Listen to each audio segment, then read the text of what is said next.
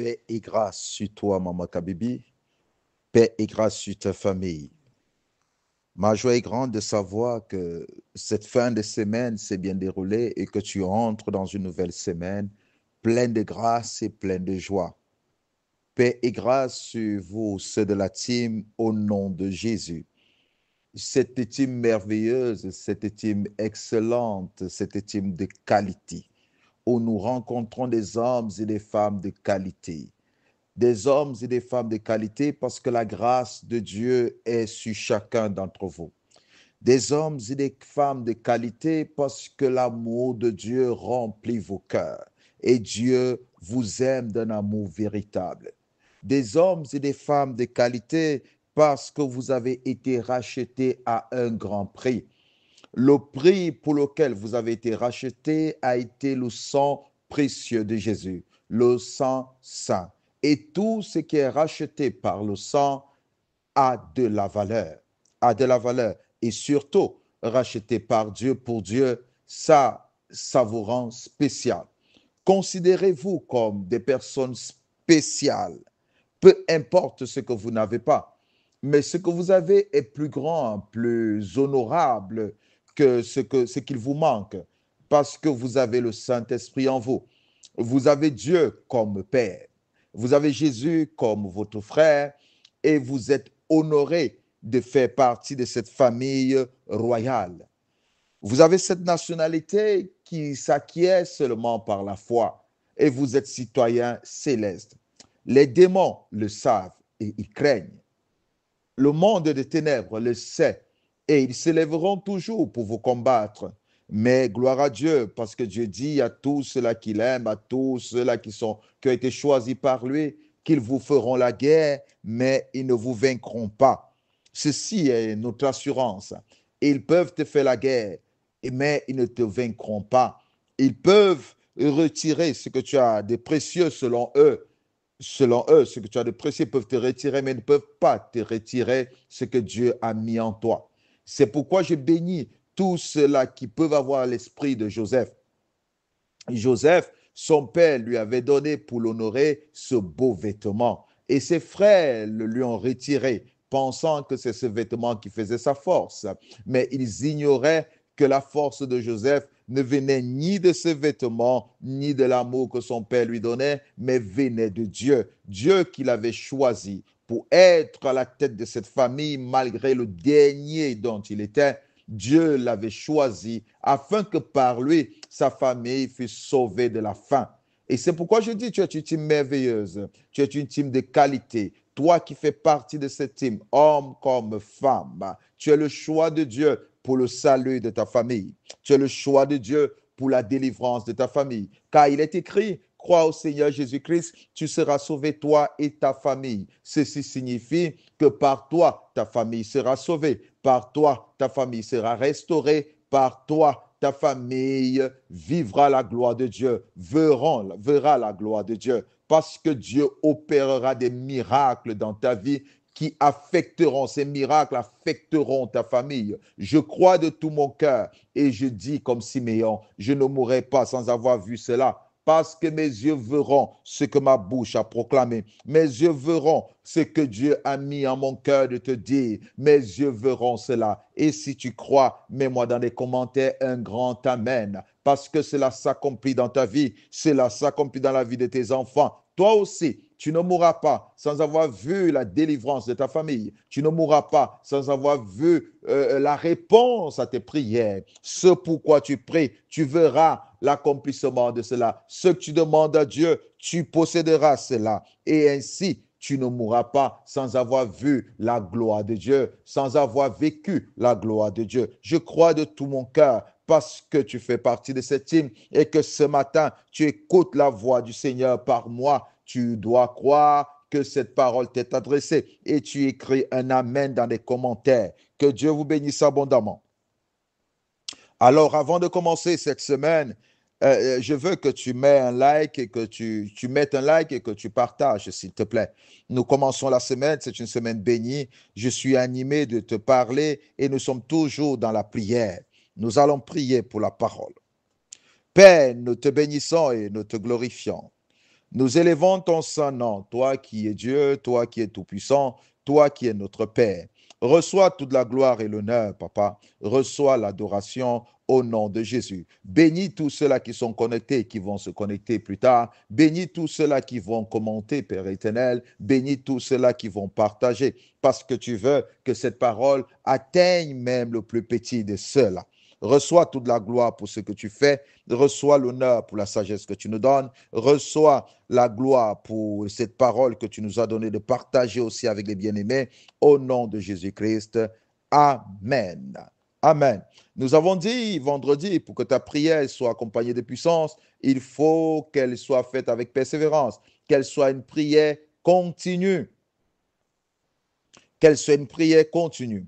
Beaucoup de personnes n'ont pas expérimenté cette prière continue. C'est-à-dire, quand elles commencent à prier, elles s'arrêtent. Elles ne savent pas qu'il faut continuer à prier sans s'arrêter. Il ne faut pas arrêter de prier parce qu'il est très important. Beaucoup d'hommes et de femmes ont expérimenté la puissance de la prière en continu. Oui, beaucoup d'hommes et femmes ont expérimenté cela. Oh, pour un sujet, ils ont prié. Et ils n'ont pas arrêté de prier. Vous allez voir dans les évangiles que Jésus a été un exemple pour ses disciples. Jésus a été un exemple pour ses disciples. Vous allez lire même dans la Bible, il est toujours dit, Jésus se retirait pour prier. Jésus s'est retiré pour prier. Il n'y a pas un instant que Jésus a arrêté de prier. Pourtant, il pouvait ressusciter des malades.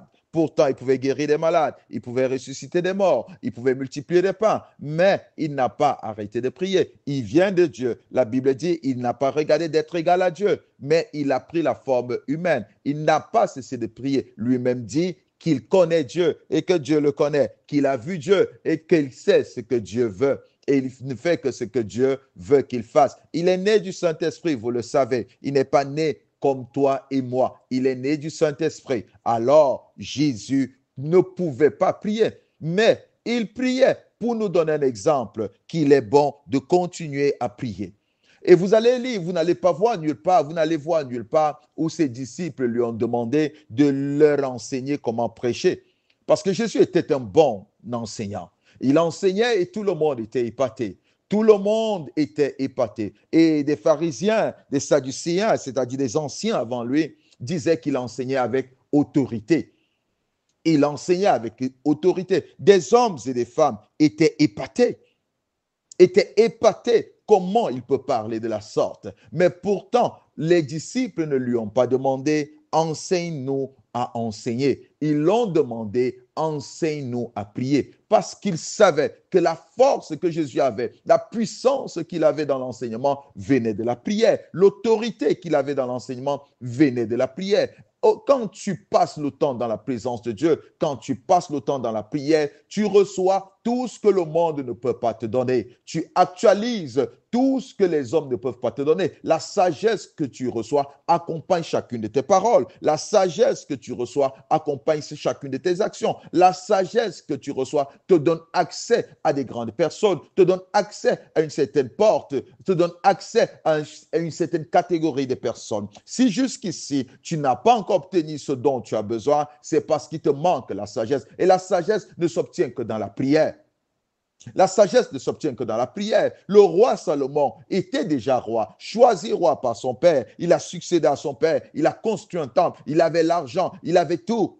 Mais il lui manquait une chose. Quand Dieu se présente à lui, Dieu lui dit, demande-moi tout ce que tu veux. Et tout ce qu'il a vu à demander, c'était la sagesse. Et Dieu lui a donné la sagesse et a monté encore sa richesse. Et Salomon, des femmes qui étaient de loin pour venir écouter la sagesse de Salomon. Et il est dit de Salomon qu'il n'y avait pas un roi comme lui sur toute la terre. Et il n'y avait aucun roi comme Salomon sur toute la terre. Et la prière te donne accès à la sagesse. Et c'est pourquoi je suis en train de te dire que tu dois plus passer le temps dans ta prière. Tu dois aimer la prière. Je ne t'interdis pas de lire, je ne t'interdis pas d'écouter des enseignements, mais je dis, il est bon de prier, de continuer à prier. Tu n'arrêtes pas une fois, tu dois continuer. S'il te plaît, tu dois continuer à prier parce que Jésus n'a pas arrêté de prier. Les disciples n'ont pas arrêté de prier malgré le fait qu'ils ont vécu avec Jésus, malgré le fait qu'ils ont mangé avec Jésus, malgré le fait ils ont vécu à la crucifixion, à la maltraitance dont Jésus a été victime, malgré le fait qu'ils ont vu assister à la résurrection de Jésus et son élévation au ciel, sans échelle. Malgré le fait qu'ils ont assisté à tous ces miracles, eux aussi, après Jésus, ils ont été des hommes et des femmes de prière. Ils n'ont pas arrêté de prier un seul instant. Ils ont continué à prier. La puissance de la prière se repose sur une prière continue. Se repose sur une prière continue. Il faut continuer à prier. Il faut prier et prier. Psaume 84, verset 11. Psaume 84, verset 11. Mieux vaut un jour dans tes parvis que 1000 ailleurs. Je préfère me tenir sur le seuil de la maison de mon Dieu plutôt que d'habiter sous les tentes de la méchanceté. David dit, mieux vaut un jour dans tes parvis que 1000 ailleurs. Le plaisir que j'ai, dit David, c'est de rester dans ta présence. Et quand un homme est continuellement en prière, ceci signifie qu'il est continuellement dans la présence de Dieu. Je reprends, quand un homme est continuellement en prière, ceci signifie qu'il est continuellement dans la présence de Dieu. Et quand tu es continuellement dans la présence de Dieu, tu reçois de Dieu des choses que tu ne peux pas recevoir du monde. Tu reçois de Dieu des capacités que tu ne peux pas recevoir des hommes. Tu reçois de Dieu l'accès, la clé qui te donnera accès à des portes qu'aucun homme ne pourra t'ouvrir. Tu trouveras devant Dieu, tu recevras de Dieu le miracle. Alors, David dit, mieux vaut un jour dans tes parvis. Il est mieux que je passe le temps dans ta présence, parce que ce sont des temps merveilleux. Dans la présence du Seigneur, tu peux apprendre des secrets. Oui, tu peux recevoir de Dieu des secrets. Dieu peut te révéler des choses qui se passent même dans ta maison. Beaucoup de personnes sont fils de Dieu, mais vivent comme s'ils n'étaient pas des fils de Dieu. Ceux qui passent du temps dans la présence de Dieu, ils sont au courant des choses qui vont leur arriver avant même que celles-ci n'arrivent. Oui, je dis, quand tu passes du temps dans la présence de Dieu, tu es informé des choses qui doivent t'arriver avant qu'elles t'arrivent. Quand tu es constamment dans la présence de Dieu, rien ne te sera caché. Même quelqu'un qui pensait te faire du mal, tu sauras que cette personne viendra te faire du mal. Parce que Dieu va te révéler ses secrets. Dieu va te révéler ses secrets. Il est impossible que tu passes longtemps, tu passes du temps dans la présence de Dieu. C'est-à-dire que tu es continuellement en prière. Ton esprit est continuellement en prière. Écoutez, je ne veux pas que vous transformez ce que je suis en train de dire. Je ne suis pas en train de dire que tu dois te fermer dans ta chambre sans sortir. Je ne suis pas en train de dire que tu ne dois pas aller au travail. Je ne suis pas en train de dire que tu ne dois pas aller t'occuper et que tu dois seulement rester là comme beaucoup de personnes font. Elles restent à l'église dans la prière, dans la prière. Ce n'est pas ce que je suis en train de dire. Je suis en train de dire, de parler aux gens dont l'esprit est évasif. C'est-à-dire, tu dois ramener ton esprit dans la présence de Dieu. Que tu conduises, tu dois être dans la présence de Dieu. Que tu sois au travail, tu dois être dans la présence de Dieu. C'est-à-dire, tu peux prier en tout lieu.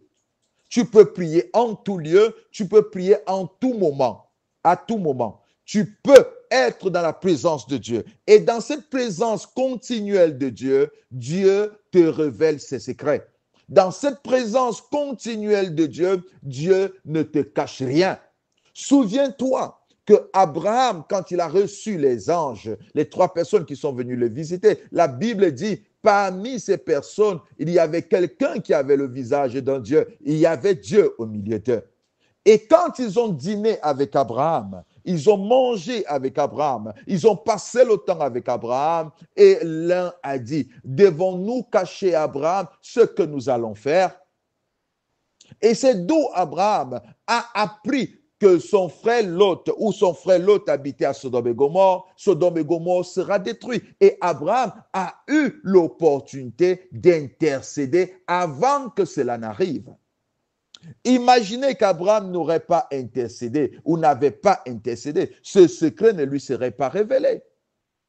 Ce secret ne lui serait pas révélé. Et Sodome et Gomorrhe auraient été détruits avec Lot et sa famille. Et après, Abraham serait dans la tristesse. Beaucoup de choses nous surprennent parce que nous ne passons pas le temps devant le Seigneur.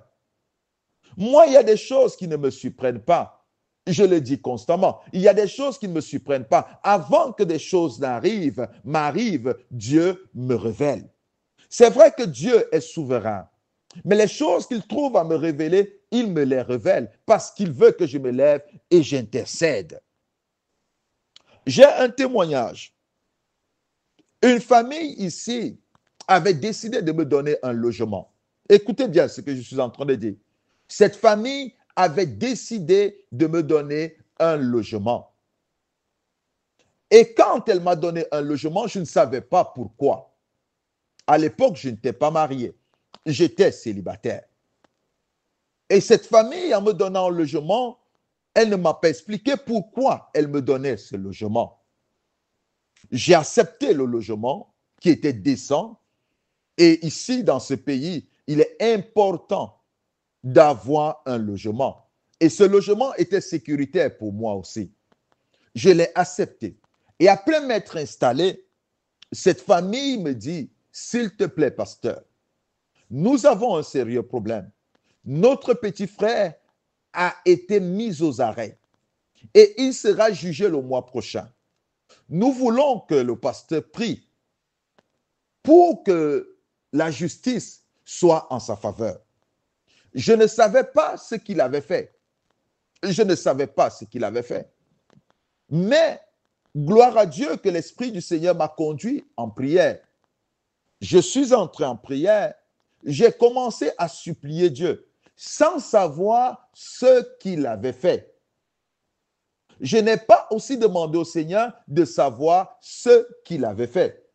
Mais j'ai prié, j'ai intercédé et j'ai rappelé au Seigneur qu'elle m'a donné cette famille, qu'elle m'a donné un logement et que l'Éternel fasse grâce. Simplement pour ça.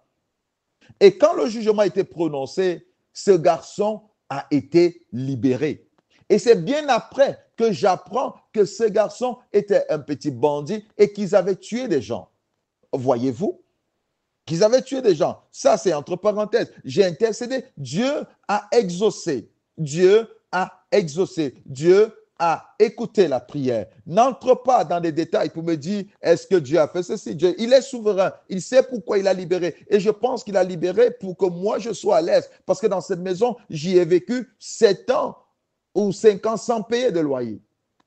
J'ai vécu comme ça. Le Seigneur m'a logé dans cette maison. Et qu'est-ce que je suis en train de dire? Et un jour, je dors. Après peut-être 3 années ou 4 ans, ou 3 années, oui. Je dors, je me réveille. Mais le Seigneur me dit, le Saint-Esprit me dit, j'entends clairement, le Saint-Esprit me dit que ces gens viendront ici pour me demander de quitter la maison. Oui, que ces gens viendront pour me demander de quitter la maison. Vous voyez, après 3 ans. Alors, je suis sorti, j'étais là devant la porte.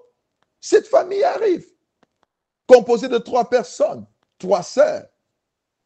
Et quand elles sont arrivées, je leur ai donné à s'asseoir et on a commencé à parler. On a commencé à parler et j'ai pris la parole, je leur ai dit, écoutez, le jour où vous allez penser dans votre esprit, me faire partie de cette maison, vous vous en payerez le prix. Oh, elles étaient étonnées. Oh, pasteur, c'est ça, dit oui, c'est ce que je suis en train de vous dire. Et je vous dis la vérité, elles se sont excusées et c'était l'une d'elles qui était en train de faire pression aux autres qu'il fallait mettre le pasteur à l'extérieur.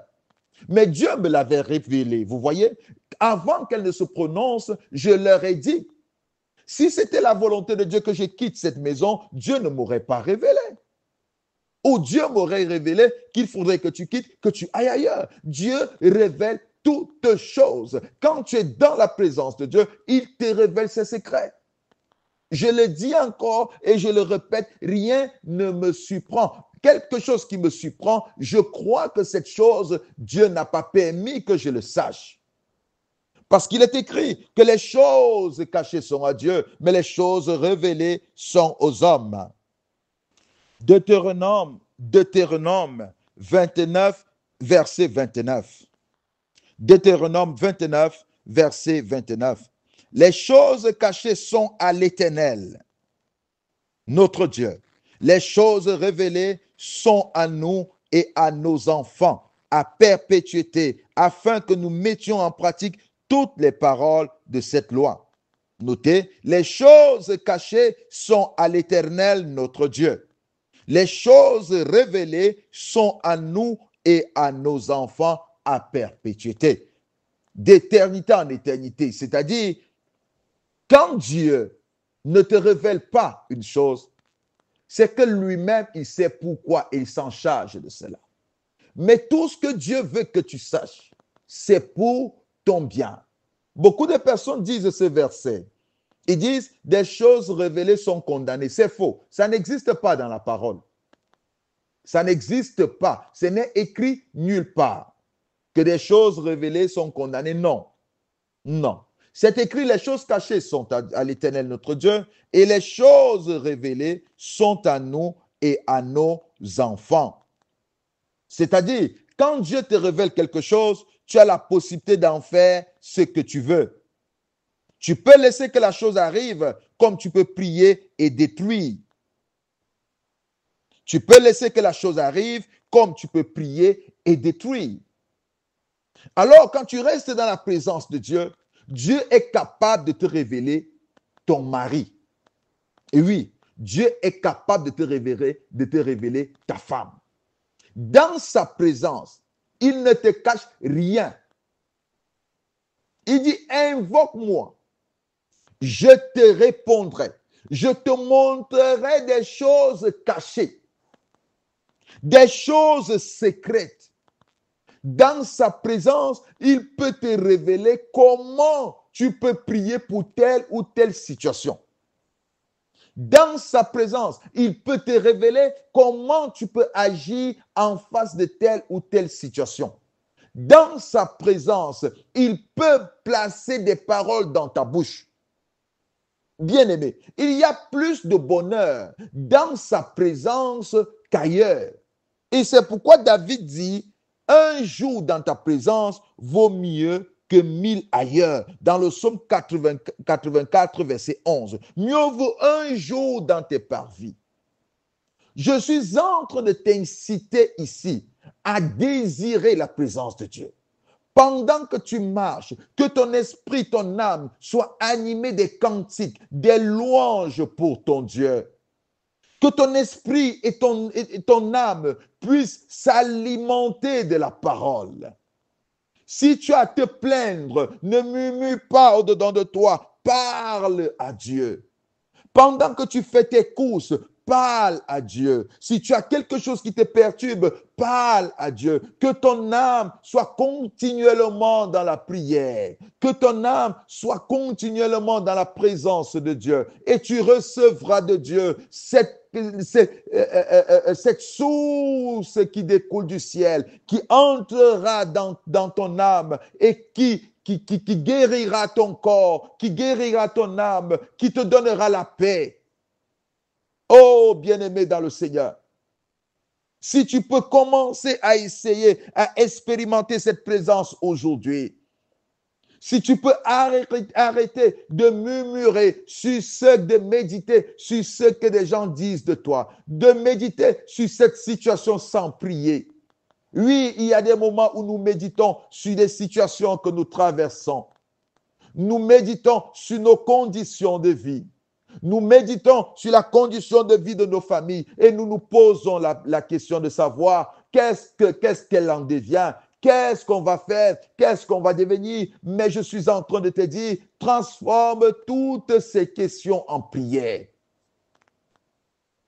Oui, habitue ton âme à parler avec ton Créateur, à parler avec ton Père. Habitue cette âme à parler avec ton Père. Même si tu marches, même si tu es perturbé, au fond de toi, parle à Dieu. Tu n'es pas seul parce que Dieu ne t'a pas laissé seul. Quand tu as cru en Jésus, il a fait sa demeure en toi. Il a fait sa demeure en toi. Jean chapitre 14, verset 23. Jean chapitre 14, verset 23. Jésus lui répondit, si quelqu'un m'aime, il gardera ma parole et mon Père l'aimera. Nous viendrons à lui et nous ferons notre demeure chez lui. Nous viendrons à lui et nous ferons notre demeure chez lui. Le Père réside en toi. À partir du moment où tu as démontré ton amour pour lui, tu as démontré ton amour pour lui par les eaux du baptême, par la confession de ta bouche. Tu as cru en Jésus comme son unique Fils. Tu as cru en Jésus comme étant l'unique Seigneur et Sauveur, comme étant le chemin, la vérité et la vie. Tu l'as reçu. Il dit, lui et le Père, ils ont fait leur demeure en toi. Et c'est pourquoi je dis, tu n'es pas seul, parce que Jésus ne t'a jamais laissé seul. Tu as quelqu'un avec qui parler. Tu as quelqu'un à qui tu peux te confier. Il est écrit, maudit soit quiconque met sa confiance dans les hommes.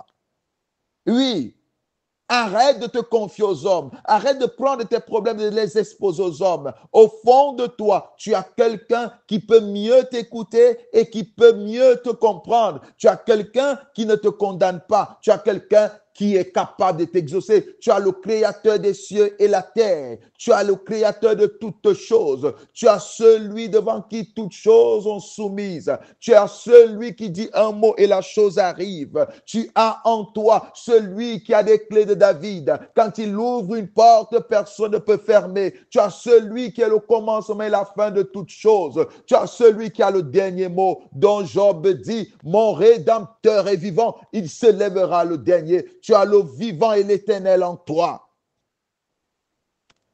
Tu peux lui parler à tout moment. Tu n'as pas besoin d'audience. Tu n'as pas besoin d'un protocole. Tu as simplement besoin d'ouvrir ta bouche et de lui parler. Tu as simplement besoin d'élever ta voix et lui dire ce que tu ressens. Si tu as besoin de pleurer, c'est devant lui que tu peux pleurer. Si tu as besoin de pleurer, c'est devant lui que tu peux pleurer. Oh, j'aime cette histoire. La veuve de Sarepta. Vous tous, vous connaissez cette histoire. La veuve de Sarepta. Quand elle a eu la grâce d'avoir un enfant, pendant qu'elle se réjouissait de cet enfant parce qu'elle avait fait beaucoup d'années sans avoir un enfant, elle avait fait beaucoup d'années de mariage sans enfant, elle a eu la grâce et l'opportunité d'avoir un enfant par la prière de l'homme de Dieu, Élisée.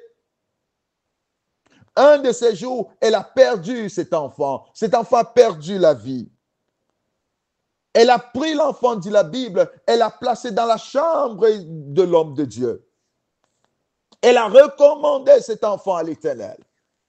Et quand elle descendait pour aller voir l'homme de Dieu, son mari lui a posé la question de savoir s'il y avait quelque chose qui n'allait pas. Elle a dit, tout va bien. La fameuse phrase des prédicateurs, tout va bien. Elle a dit, tout va bien. Elle a dit à cet homme, tout va bien, parce qu'elle savait que sa solution ne viendrait pas de cet homme, que cet enfant qu'elle a eu n'était pas par le pouvoir de cet homme, c'était par le pouvoir de Dieu, au travers de l'homme de Dieu. Et à cet homme, elle a dit, tout va bien, parce qu'elle savait que cet homme ne pouvait pas apporter la solution. Parce que pendant des années, elle était mariée à cet homme n'a pas eu la capacité de lui rendre enceinte. Et celui qui l'a rendue enceinte était Dieu au travers de son serviteur. Son serviteur a prié et les deux se sont mis ensemble. Il y a eu un enfant. C'était un miracle. Mais elle a dit à cet homme, tout allait bien. Mais quand elle s'est approchée de l'homme de Dieu, la Bible dit, elle s'est jetée aux pieds de cet homme. Tu n'as plus besoin de te lamenter à gauche et à droite, mais tu peux te jeter à Dieu. Tu peux parler à Dieu à tout moment. Il est avec toi. Il t'accompagne partout. Partout où tu peux être, même où tu ne peux pas imaginer, il est avec toi. Elle s'est jetée là. Mais à cet homme, à son mari, elle a dit tout allait bien. Mais à cet homme de Dieu, elle a dit que j'ai mal. Mon âme est dans la tristesse. Et cet homme de Dieu lui a redonné son enfant au travers de la puissance de Dieu. Je suis là pour te dire, Dieu est avec toi. Dieu te parle chaque matin. Saisis cette opportunité pour t'ouvrir simplement à lui. Tu dois faire une prière continuelle. Tu ne dois pas t'arrêter. Tu ne dois pas arrêter de prier. Tu ne dois pas arrêter de parler avec ton Père. Il est ton Père. Il n'arrête pas de parler avec toi. Il est ton Père. Et quand tu continueras à parler avec lui, tu auras la capacité d'écouter sa voix. Et tu recevras de lui direction, tu recevras de lui orientation, tu recevras de lui tous les secrets. Oh, que l'Éternel vous bénisse encore. Qu'une semaine de prière vous soit accordée au nom de Jésus. Que toute barrière, toute limitation tombe au nom de Jésus. Et que vous excellez au persona excellé. Que vous excellez au persona excellé au nom de Jésus. Soyez pleinement bénis.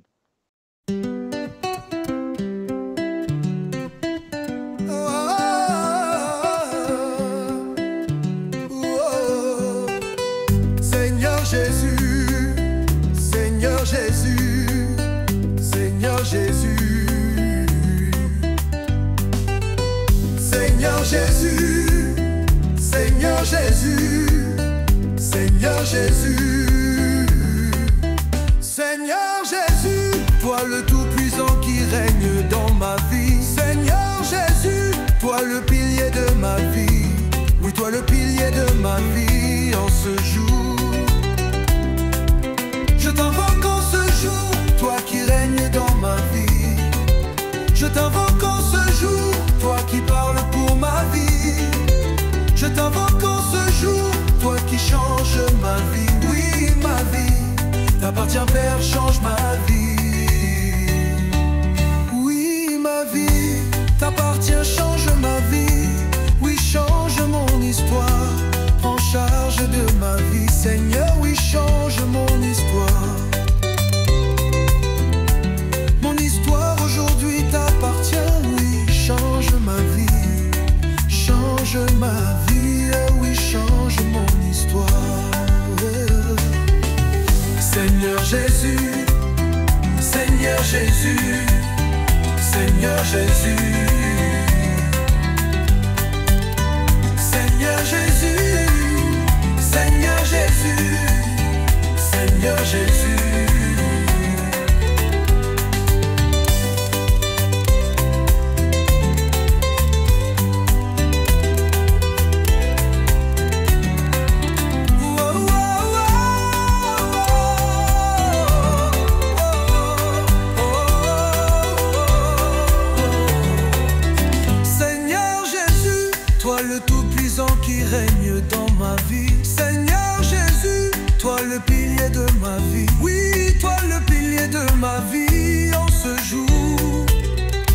Je t'invoque en ce jour, toi qui règnes dans ma vie. Je t'invoque en ce jour, toi qui parles pour ma vie. Je t'invoque en ce jour, toi qui changes ma vie. Oui, ma vie t'appartient, Père, change ma vie. Oui, ma vie t'appartient, change ma vie. Oui, change mon histoire, prends charge de ma vie, Seigneur. Oui, change mon histoire.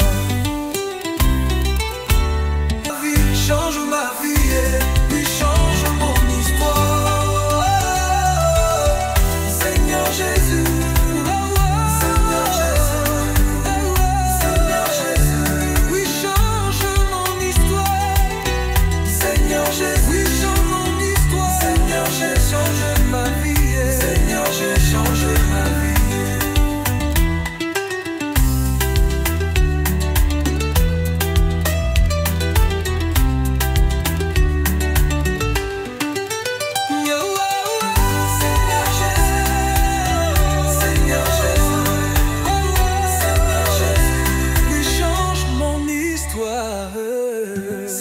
Jésus, Seigneur Jésus, Seigneur Jésus.